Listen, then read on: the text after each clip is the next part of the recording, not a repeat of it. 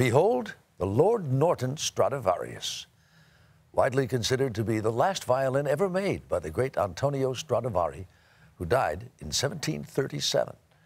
He was the master of musical string theory. No one has ever done it better. Here's Dean Reynolds.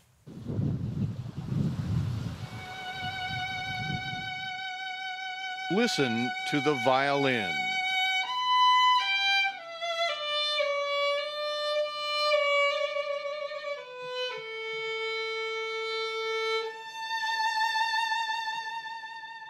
As the sound wafts across Lake Austin, deep in the heart of Texas, it is so much more than a mere meeting of bow and string. There's a kind of physiological chain reaction that starts in your ears, sends shivers down your spine, and tickles your toes.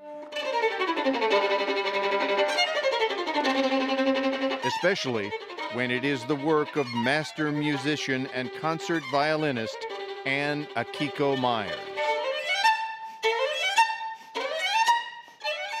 Each violin, to me, is like a different living soul. They each have their own personalities, and you're instilling your personality into this piece of wood that is very much alive.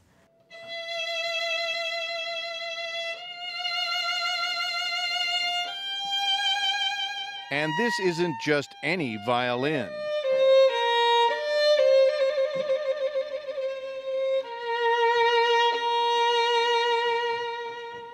We're right in front of the most expensive violin in the world. Yes. You say that almost mournfully, like, oh, shucks. Well, I mean, it's not in a museum. It's incredible that it's in front of us.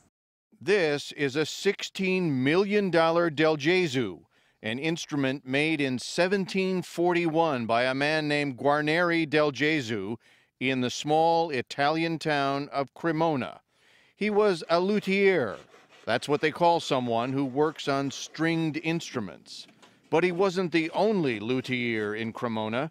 Antonio Stradivari was perfecting his violins there at the same time.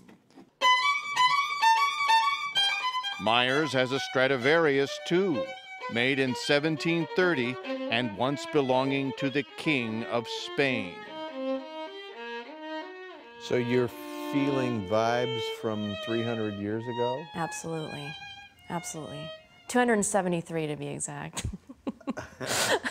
The unwavering design of the instrument, especially its arched shape and the thickness of the wood, are what give a violin its sound. It's mind-boggling to think that 18 inches of wood, made in 1700, can produce such an incredible, glorious sound.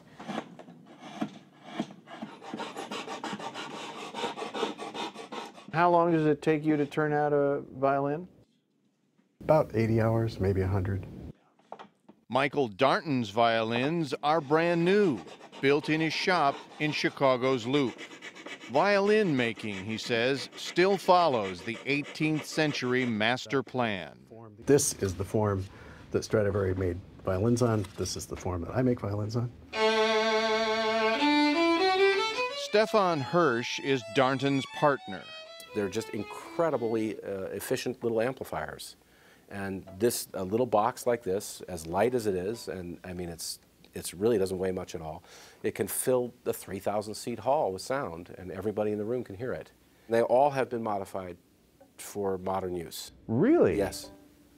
Not in any way that's essential to the design of the box, but in the way that the strings are strung over the box. Well, wait, how do you, am I the only one who's surprised to hear that? How do you modify a work of art?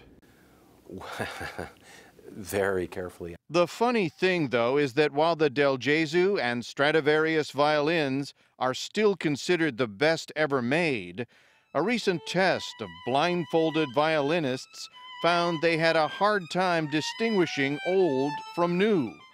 In fact, a tested Stradivarius was the least preferred, while a brand new violin was top rated. But it's doubtful a new violin would have caused the same kind of sensation that the Lipinski Stradivarius did when it was stolen in an armed robbery in Milwaukee last year. Edward Flynn is the chief of police. Was your first instinct to say something like, quick, get our violin task force on this? My first instinct was, oh my God, a Stradivarius. Made in 1715, this Stradivarius is worth $5 to $6 million, and it was taken from Frank Almond, concertmaster for the Milwaukee Symphony. The only thing I can compare it to is maybe watching one of your children get kidnapped or something. Police recovered the violin from two suspects in a matter of days. What is so great about a Stradivarius? Well, you know, to us, that's sort of like, what's so great about the Mona Lisa? Why can't anybody paint the Mona Lisa anymore? I spend a lot of time with this. More time with this probably than anyone or anything else in my life. Do you talk to it? No, I don't go that far. We don't know if Anne Akiko Meyers talks to her violins, but they certainly speak to her and to us. It's got major kick, and it's ballsy, and it's gutsy, and it's dark, and it has just a whole range of color that I can explore. And so it makes me freer as a musician.